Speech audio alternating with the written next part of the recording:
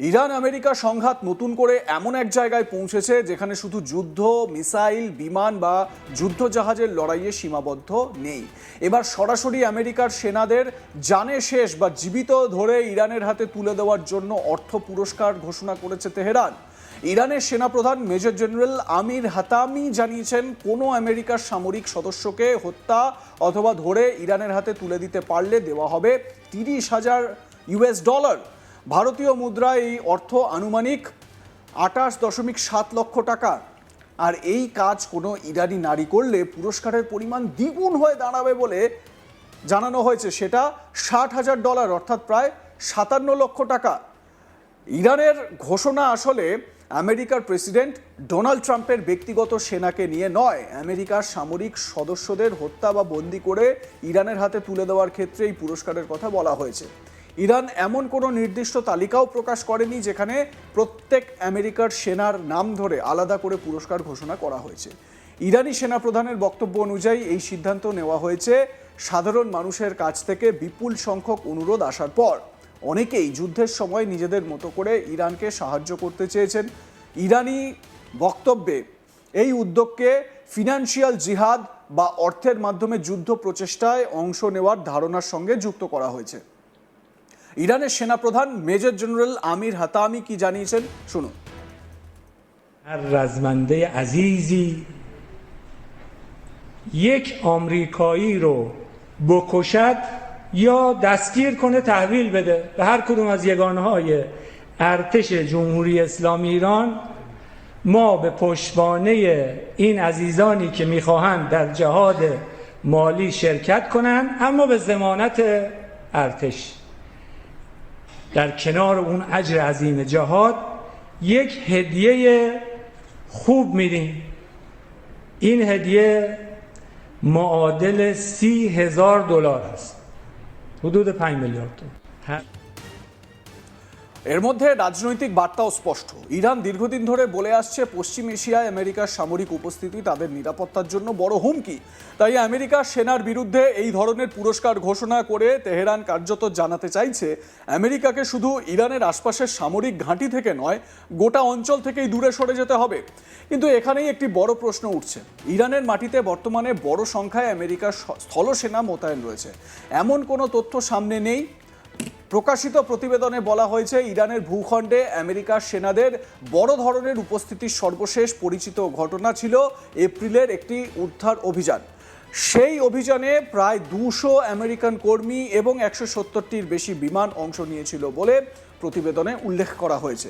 উদ্দেশ্য ছিল একটি বিধ্বস্ত F-15 যুদ্ধ বিমানের অস্ত্র ব্যবস্থা কর্মকর্তাকে উদ্ধার করা। তাহলে যদি ইরানের মাটিতে বড় সংখ্যায় আমেরিকার স্থলসেনা না থাকে, তাদের হত্যা বা বন্দী করার জন্য পুরস্কার ঘোষণা কেন?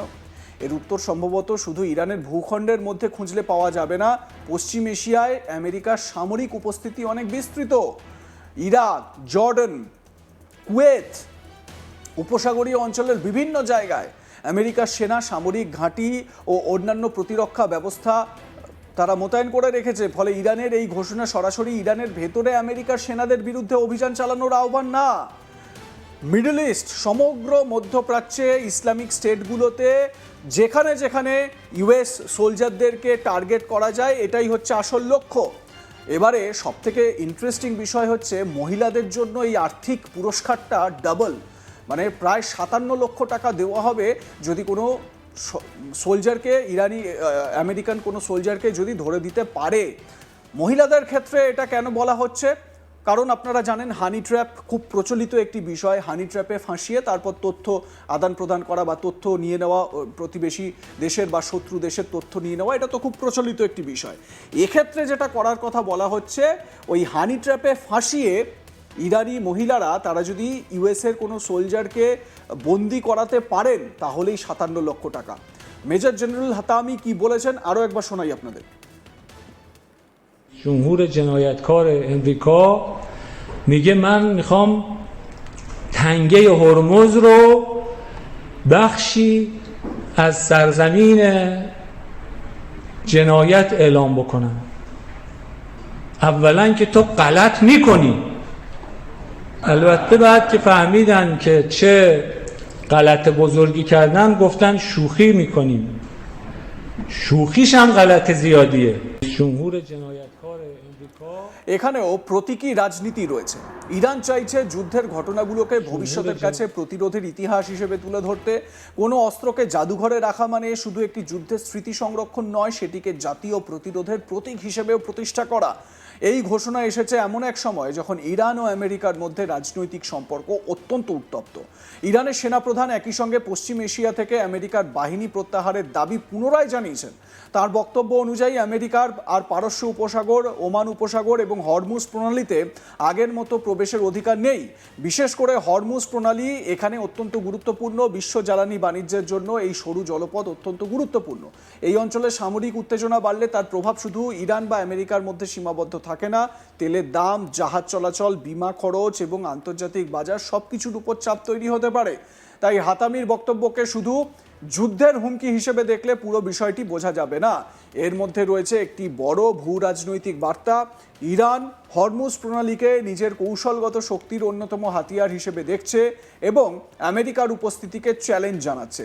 প্রকাশিত তথ্য অনুযায়ী বর্তমান সংঘাত শুরু হয় 28শে ফেব্রুয়ারি আমেরিকা ও ইসরায়েলের ইরান লক্ষ্য করা হামলার পর, মানে ইরানকে লক্ষ্য করে যে হামলা হয়েছিল সেটায়। পরে এপ্রিল মাসে একটি যুদ্ধবিরতি হয়। জুনে শান্তি আলোচনার জন্য একটি কাঠামো তৈরির চেষ্টা হলেও তা শেষ পর্যন্ত ভেস্তে যায়। এরপর দুই পক্ষের মধ্যে আবারও বিচ্ছিন্ন সামরিক সংঘর্ষ হয়েছে, বিশেষ করে দক্ষিণ ইরান ও হরমুজ প্রণালীকে ঘিরে। এই পরিস্থিতিতে শান্তি আলোচনা থেমে থাকা অত্যন্ত গুরুত্বপূর্ণ, কারণ যুদ্ধবিরতি থাকলেও যদি রাজনৈতিক সমাধান না আসে তাহলে সামান্য একটি ঘটনাও আবার বড় সংঘাতে পরিণত হতে পারে। ইরানের নতুন পুরস্কার ঘোষণা সেই ঝুঁকি আরো বাড়িয়ে দিতে পারে। সামরিক দিক থেকে $30,000 পুরস্কার ঘোষণা একাই আমেরিকার সামরিক শক্তিকে বড়ভাবে বদলে দেবে এমনটা বলা কঠিন। আমেরিকার সামরিক কাঠামো, গোয়েন্দা ব্যবস্থা এবং আঞ্চলিক ঘাঁটির তুলনায় এই অর্থ খুব বড় নয়, কিন্তু বিষয়টি শুধু অর্থের পরিমাণে আটকে নেই। এটি নিরাপত্তা ঝুঁকির নতুন মাত্রা তৈরি করতে পারে এবং ন্যাশনালিজম, রাষ্ট্রবাদ, মানে ইরানের যে দেশাত্মবোধ, সেই দেশাত্মবোধের জন্য এটা একটা প্রেরণাদায়ক হতে পারে। তো মেজর জেনারেল হাতামাই কি বলেছেন তার বক্তব্য দুটো পরপর শুনিয়ে দেবো আপনাদের, শুনুন। عزیزی یک آمریکایی رو بکشد یا دستگیر کنه تحویل بده به هر کدوم از یگانه‌های ارتش جمهوری اسلامی ایران، ما به پشتوانه این عزیز جمهور جنایتکار امریکا میگه من میخوام تنگه هرمز رو بخشی از سرزمین। আপনাদের মতামত জানাতে থাকুন, দেখতে থাকুন আজ তাক বাংলা। সাবস্ক্রাইব করুন ইউটিউব চ্যানেলটি।